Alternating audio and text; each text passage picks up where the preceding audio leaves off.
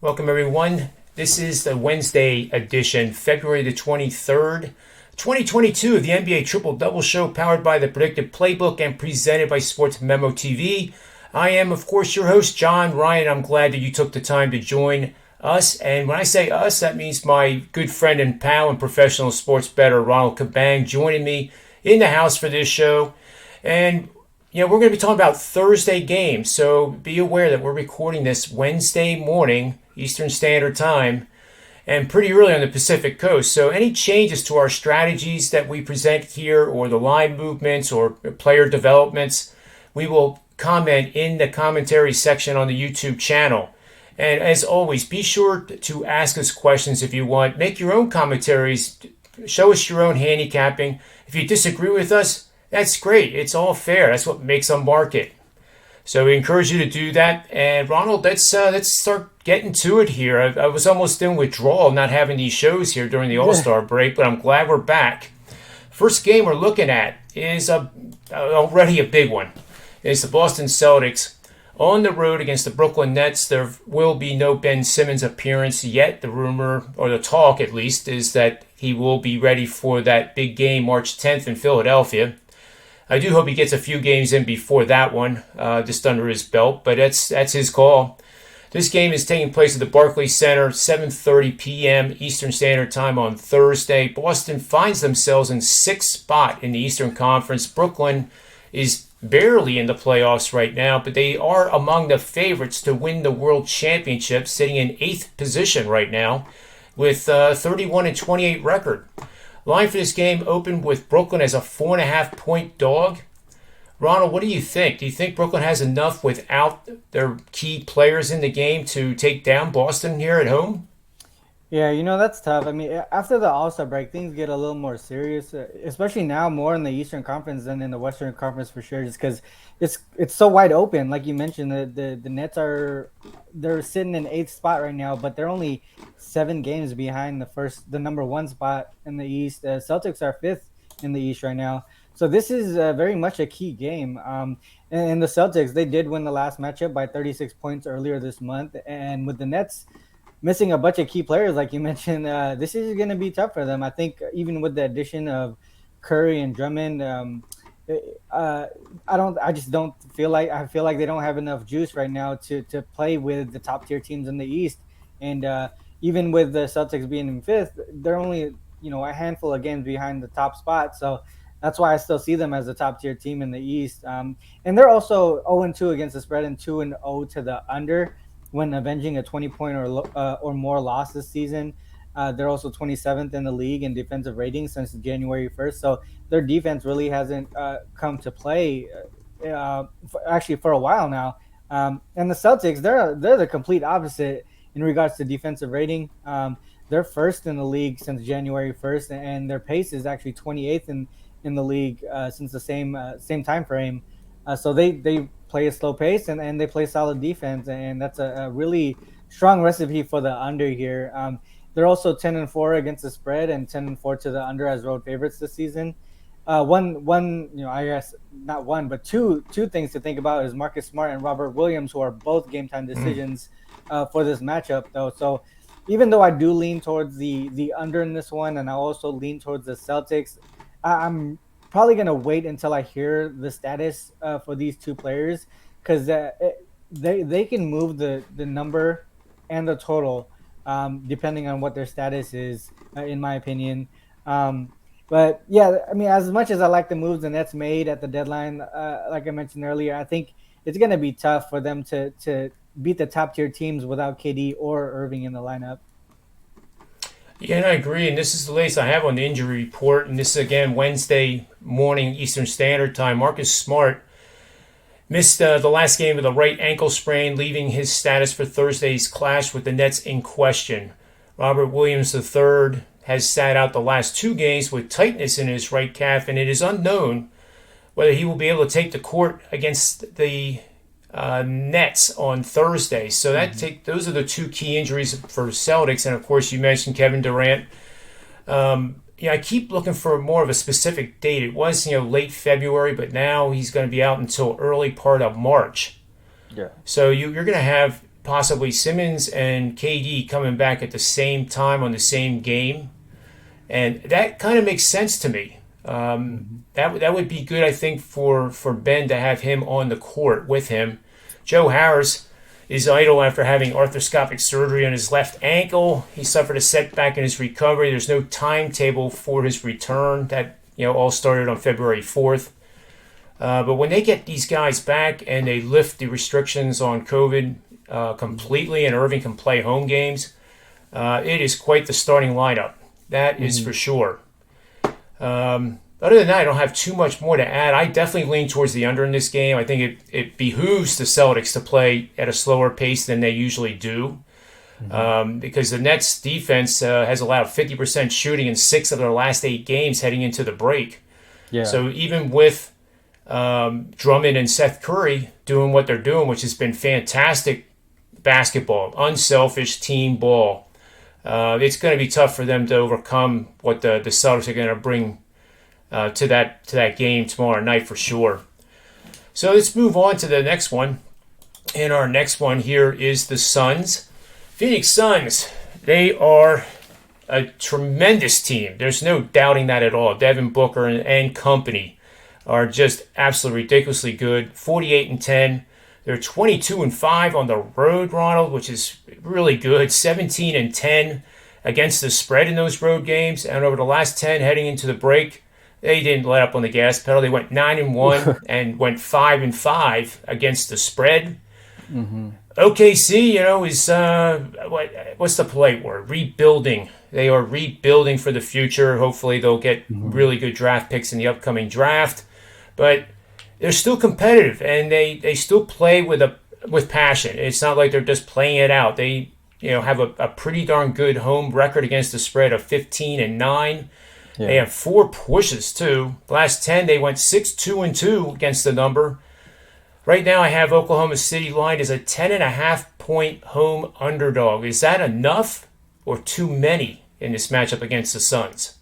Yeah, that's tough to call. I think right now, to me, this is a game where you could see trends on both sides, as far as backing either team on the spread here.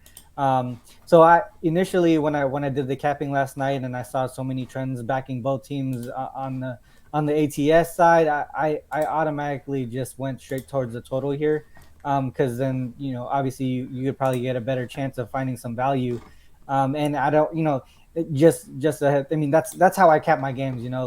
As soon as I see something where there's discrepancy or it's just too hard to find value on either side, I automatically move to the next step. So I mean that's just a hint of what I do here. But so I'm gonna focus on the total. Suns, they're gonna be without Chris Paul, so they're gonna have to make some adjustments offensively, and it might take a little bit of time for them to get a good flow going without him. Trend wise, the Suns are 8-3 to the under as road favorites in conference games this season, and they're averaging 110 per game and allowing 102 per game in those spots. So at 212, you see there's a little bit of value on the under there. The Thunder have a bunch of game time decisions, including SGA and Lou Dort, and their status could move the line in total as well. So that's something that we need to watch. But regardless, they played really solid defense heading into the break. They're actually second in the league in defensive rating in the last 10 games. And for a team with a record, that's been not that great, being second in defensive rating is telling, because that means their offense is terrible. It's dead last in offensive rating during that same time frame. And so this is sort of like a perfect recipe for a low-scoring game, especially on the Thunder side. The Thunder are 6-0 to the under when they're double-digit dogs, and the total is 214 or greater. They're also averaging under 94 per game and allowing just over 105 points per game in those spots. I do lean towards the under in this one, to me, the smart way to do it might possibly be a team total here, a team total on the Thunder. Just to be safe, because even though you're expecting a different type of offense without Chris Paul, you just never know when Booker's gonna go off, it's tough. But we just know that they're gonna play with some defense, and Thunder are gonna score are going to have a tough time scoring. So to me, the team total under on the Thunder might be the better play.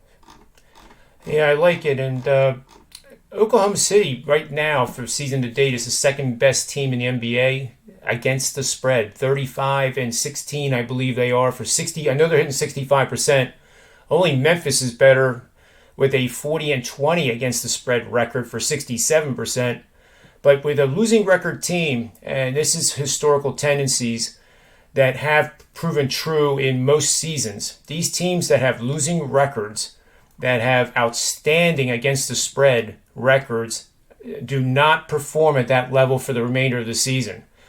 So I will make a prediction that Oklahoma City is going to be closer to 50% or maybe even 40% over the remaining schedule, given that they have outperformed the market now for the better part of more than half. 50 of the 82 games are basically concluded here. So I do think Oklahoma City becomes a fade. And I would lean just gently right now on the Suns. Especially the only reason is, like you said, Ronald, Chris Paul is out.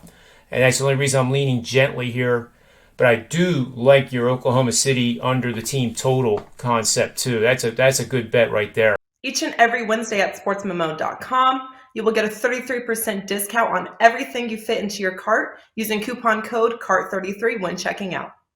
Whether it's a daily package, a one-day all access, a 3, 7, or 30-day package, a full season of sports of your choice, or a full 12-month from your favorite handicapper, you will save 33% using coupon code CART33 on Fill Your Cart Wednesday. You can fill your cart as many times as you want each and every Wednesday. And even better, coupon code CART33 never changes and will become active each week at 12:01 and last until the clock strikes midnight. All right, so let's move on to our third and final play, and that would be the Memphis Grizzlies, who we just mentioned as being the best NBA team against the spread. And I'll say it again, they're 40-20 against the number. Had you bet them blindly, you would be a pretty darn happy camper, and you could brag that you're a great professional sports bettor. But that's not how it works, guys. Hindsight is always 20/20. Unfortunately, against the spread on the road, they are even better, 22-8 against the number. That's almost 75%, folks. It's like 71. Yeah. So I don't know if this team becomes a fade because the market is going to adjust now because of that record, and the public bettor is going to be all over Memphis in this matchup. Mm-hmm. But I initially leaned Minnesota on this game, Ronald. I like Minnesota here. The love is clearly going to Memphis in the betting action so far on Wednesday. Yeah. What do you see for this game? Yeah, that's kind of what I'm scared of. You mentioned the whole thing about a team performing so well, especially against the spread early on in the season. It's tough to see them going through that in the second half of the season, just because you would think the books would balance everything out. So that for me, I want to see how some of these teams do after a few games after the All-Star break, just to see how what changes, how does the book adjust and all that stuff. So to me, that what stays more consistent is the total, in my opinion. A lot of the higher totals were hitting the over just before the All-Star break, and I think this is one of those games that will actually go over still, even with a high total. This is probably going to be one of the most exciting games we're going to see in a while, because both teams play a high pace, both teams play with a high efficiency offense, and with a total of 241, they're expecting a lot of points here. And when the books expect Minnesota games to score, that's exactly what happens. When they're 7-0 to the over, when the total is 235 or greater this season, and those games are averaging over 254 total points combined. So I think with a 241 total, it's extremely high. But I don't think in a Minnesota game that we should be scared of it. The Wolves have been an over team all season anyways. They're 20-9 to the over this season when facing a team with a winning record. And on the Grizzlies side, they're 9-4 to the over as road favorites. Also 12-6-2 to the over following a previous matchup win. Looking at the form heading into both of the teams' form heading into the All-Star break, both teams are in the top 5 in offensive rating and pace in the last 10 games. going into the break. So yeah, I wouldn't be scared of this high total. I think the over is still the play here. And I completely agree, and I tie in Minnesota with that. I think with Minnesota, if they win this game, which is what my models initially are saying right now, this could end up being a 4% play for me. And also, I think the over goes way over if Minnesota wins. I think that's the only way Minnesota can actually beat Memphis. And Memphis has become one of the popular futures picks now to go to the NBA championship. And granted that, a little bit of a head scratcher, but they certainly have the talent on that floor at any given time to compete with the best of the best in the West. And that rhymed. I realized I didn't do it intentionally. But anyway, those are my initial thoughts here on this game. Of the three, I like this game the most. So let's move on to our best bet segment for the show. And let's start with you, Ronald, for your show best bet or bets. Yeah, I mean, for the show today, I do really like the Grizzlies and Wolves over. I think what is the total here at now? 230. I have 230. Is it 239? Is that what it is? Yeah, I believe that is correct. Yeah, I would be okay to maybe even 241.5, 242. I think I would be okay taking the over even up to that number if it continues to go up or not. The other one too I do like is that Boston and Brooklyn under is another one that I like. I actually like something in all three games. The Oklahoma City Thunder team total under is another one that's pretty good. Man, that's you tough. can do as many as you want. That's the beauty of the show now. You're free to do whatever you want. Yeah.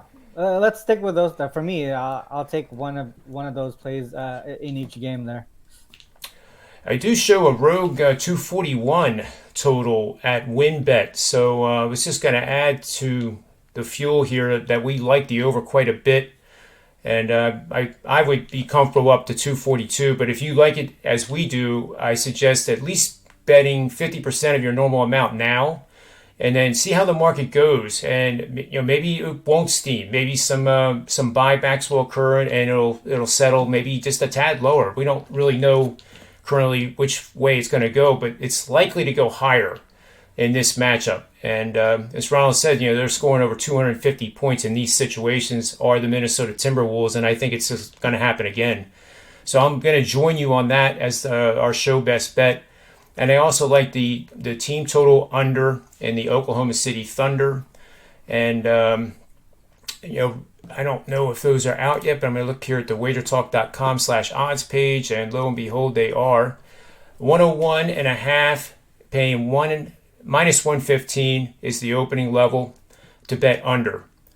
So that's the Oklahoma City line that we're seeing right now. The consensus right now is 101.5 as well, and I think that's a fair price at minus 115. Yeah. So that'll do it for our show for actually Thursday. We're recording on Wednesday. Remember to go over to sportsmemo.com, and you've been seeing the scroll down at the bottom. The Sports Memo team has been kind enough to isolate the two of us out, so you can get either one of us the TDS 99. That stands for Triple Double Show, obviously. You get a 30-day subscription to our NBA plays for $99. It saves you several $100s off the regular price. Mm-hmm. And I encourage you to get both of us and let us both start working for you starting tonight. How would that sound? Yeah. No games tonight, but we'll start working for you. So, Ronald, as always, thank you for joining me, and we'll be back again on Friday with the next edition of the NBA Triple Double Show. So until then, always remember, bet with your head and not over it, and may all the wins be yours.